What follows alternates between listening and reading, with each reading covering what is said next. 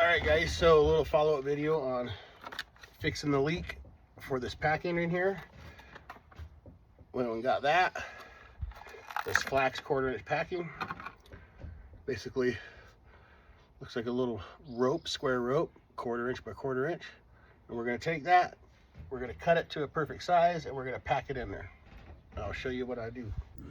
So first thing we're gonna do is make sure that's a good 45.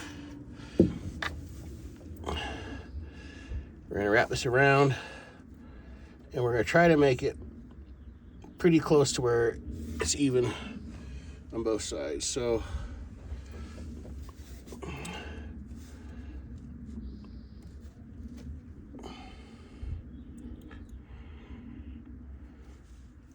I'll try to cut it a little long so I can get it to adjust to fit.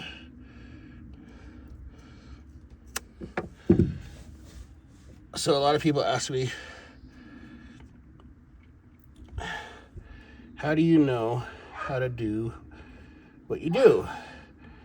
And my answer is, it's not that I know how to do anything. I think the secret is I'm not afraid to try. And for the most part, anything that you do, if it's not right, you can fix it. So I like the way that fits. It's pretty close. So now we're just going to pack this in here, right? So this meets here like that, and we're going to pack this in. And basically we're going to take the screwdriver and we're going to push. And we're going to push.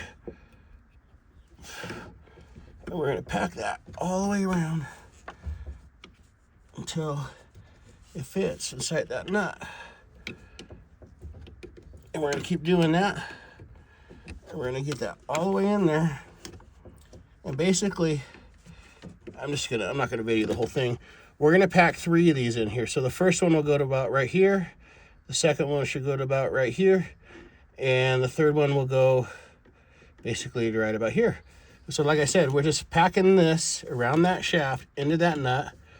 This gap was met here. The next one I'll make it so the gap is like over here. And then the next one I'll make it so like the gap is over here. So not all 3 of them are lined up. And we'll thread this on here. We only want it tight enough to where like a drip of water will come through here about every 10 seconds. So when we put this all together and we tighten this back up, and so now they're all packed in there. You can see how I've got this. That's 3 of them are all packed in here. Can't get another one in there. 4 would be too far. So I'm gonna tighten this back up on here like this, right? I'm gonna get that snug. This is a lock nut. I would lock it into place where it needs to be. I'm not gonna do that yet because I need to get it on the water. And I want this to leak about a drop every 10 seconds or so. Like drip, drip, drip. Because that water leaking through there is going to keep that packing cool. What's going to happen is that packing is going to get hot and dry up and become crisp, basically, and not do what it's supposed to do and be a seal. One of the other things that we need to make sure that we do, that's very important, is this collar here, this keeper. We need to make sure that we move this back into place. Right to there, right? And what this thing does, you guys need to make sure if you got an inboard boat like this, you need to make sure you have one of these on your shaft. And the reason being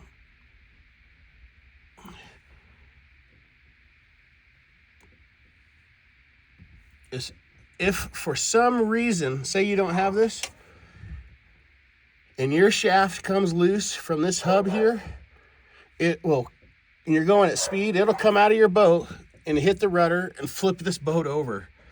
So this little locking keeper is like basically like a secondary precaution. It's like you need to have it. So basically, if this shaft come loose from these set screws on this hub, it's going to stop right here, and it won't go all the way out. The boat will slow down because you won't be getting any more power to the shaft because these backed off. But this will keep it from flying out, hitting your rudder, and kicking your rudder sideways and flipping you all the way over. So here it is. We got the shaft. Right now it says hand tight. We'll take it to the lake and make sure that we start it up. And as it's running, we get a drip, drip, drip.